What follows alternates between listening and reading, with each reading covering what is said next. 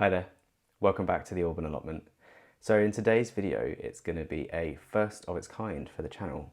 It's going to be a very simple cooking video just to show you one of the ways that we're experimenting with using garlic scapes in our cooking at the moment, because we have quite a lot to get through. Most of the garlic that we're growing this year is hardneck garlic, and because we didn't have a very good crop for a couple of years, we've actually overdid it a little bit on the garlic, so we have a lot to use up. So there's going to be a bit of experimenting going on. This one is really simple. There's just 3 ingredients, and although I am using real butter in this recipe, you can very easily substitute it with anything plant-based that's very soft, like a plant-based spread or something, to be able to mix in the cooked scapes at the end. So you can very easily make this vegan. You just need something to actually cook the scapes in. So if you're using a spread, for example, that's probably going to be okay. But yeah, it's a really simple recipe. It doesn't take very long to make at all. So let's pop down to the kitchen and I will show you how we make garlic butter using our scapes from the plot. All I use is about 5 or 6 garlic scapes and 250 grams of very soft salted butter and some black pepper. That's literally it. So the first thing that I do is to heat up the pan. So on the very smallest ring that we have, I heat up the pan, and once it's heated up, I pop in a little bit of the softened butter. This is what we're going to use to fry the garlic scapes in. And then I turn the heat right down because I don't want the butter to burn, and we're going to leave this to slowly melt down and bubble up while we chop up the garlic scapes. You don't have to use a ludicrously large knife like I am here. I just really like this knife, it's my favourite one. So just chopping these roughly because they're just going to go in a food processor anyway in a second, so it really doesn't have to be too fancy, just small enough that they will fit inside the food processor. And then chuck them all in, and once they're all in and you have picked up all the bits that you have lost off the side of the chopping board, and you just blitz them up and blitz them until they are quite fine. Well, it depends actually. You can do it however you want. I like it to be quite fine. They cook a bit better that way, and it disperses throughout the butter a little bit better that way as well, I find.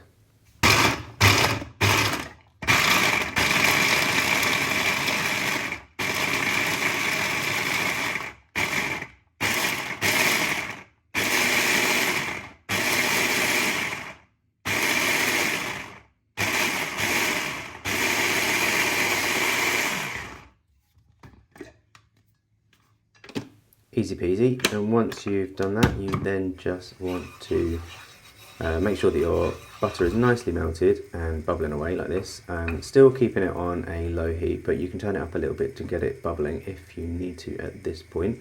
And then it's just a case of dumping in all your nicely chopped up garlic scapes.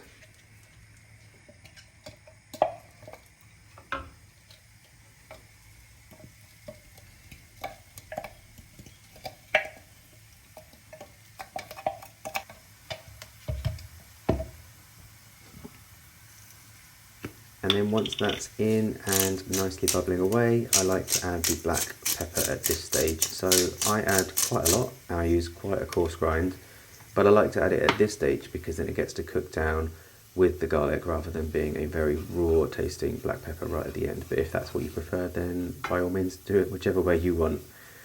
And then once that's in, it's just a case of frying off the garlic. So I like to do it on the very lowest setting to avoid it from burning, but I like to do it for quite a long time. So on the very lowest setting on the smallest ring, occasionally prodding it about, I leave it for about 10 minutes, and you can see here how that colour changes really nicely. And I think it just, well, I mean, as you're cooking it, you'll get this incredible smell of garlic, but it's also kind of like spring onion, so you get this spring oniony, garlicky smell kind of just hit you in the face as you're cooking, and it's absolutely delicious.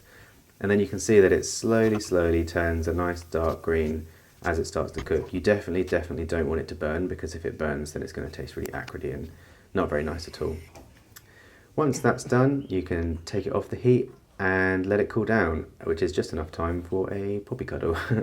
You really do need to let it cool down though. So I did it for about 30 minutes because by that point it's cool enough to be able to mix into the butter without completely melting the butter.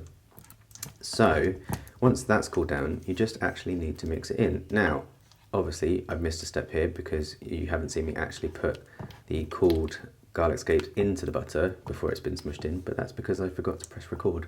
You just have to use your imagination there a little bit.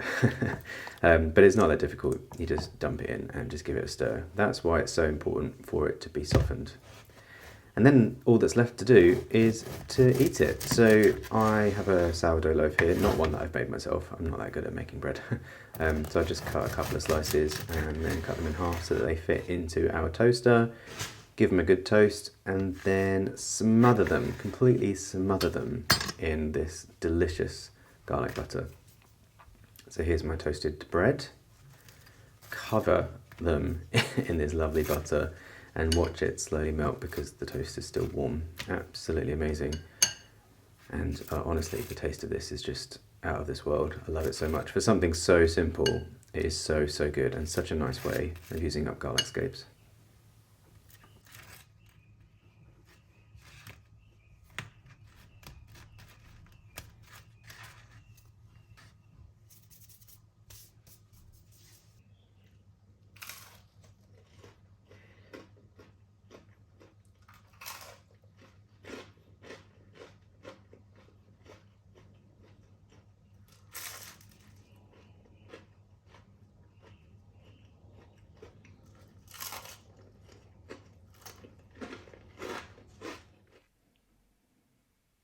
There you go, a really nice way to use up some of those garlic scapes that you might have knocking about, or maybe it'll inspire you to grow some garlic scapes and get some hardneck garlic next year to be able to try it instead. As well as being absolutely delicious and a nice way to use them up, they actually make quite a nice, very simple and quite cheap gift to give away as well. The taste is really very unique and I really, really love it, and we've already given some away to the family as well, and because the butter doesn't cost too much, you can obviously just cut it in half as well and then just give it away to more people as well. So because we have so much to use up, I probably will be making some more and to give away to some more people in the family. And I'm also going to be hopefully experimenting, making a few other things. One of the things I have on my list to try and make is a garlic and basil pesto with the scapes as well, which I think will be absolutely delicious. Probably using much of the same method at the start. Really nice, I hope. Hopefully you enjoyed that video, and hopefully there will be more like this to come. Pretty much all of our cooking is kind of this simple, although this one was particularly simple with just 3 ingredients. But because we really like to eat Italian food, Sergio is Italian, and most Italian food is obviously just a few ingredients and quite simple to make. That's kind of the style that we end up sticking with. So pretty much all of the cooking that we do will hopefully be this simple, and hopefully we'll be able to share a bit more of it with you for some of the stuff that we are growing at the plot, if we can get some of it to actually grow. The sprouts, they are covered in aphids, so I'm not 100% sure we're going to have any for Christmas this year, but fingers crossed we do. Anyway, that is it for today's video. I really do hope you enjoyed it. It's very different obviously from the other videos so far that we've done on this channel, so please give me some feedback if you like it or if you think it can be improved in any way. Maybe I can remember to actually press record for some of the bits that I'm meant to be doing. Yeah, but I did enjoy making it, and I really do love cooking, and I love eating even more, so hopefully there'll be more like this.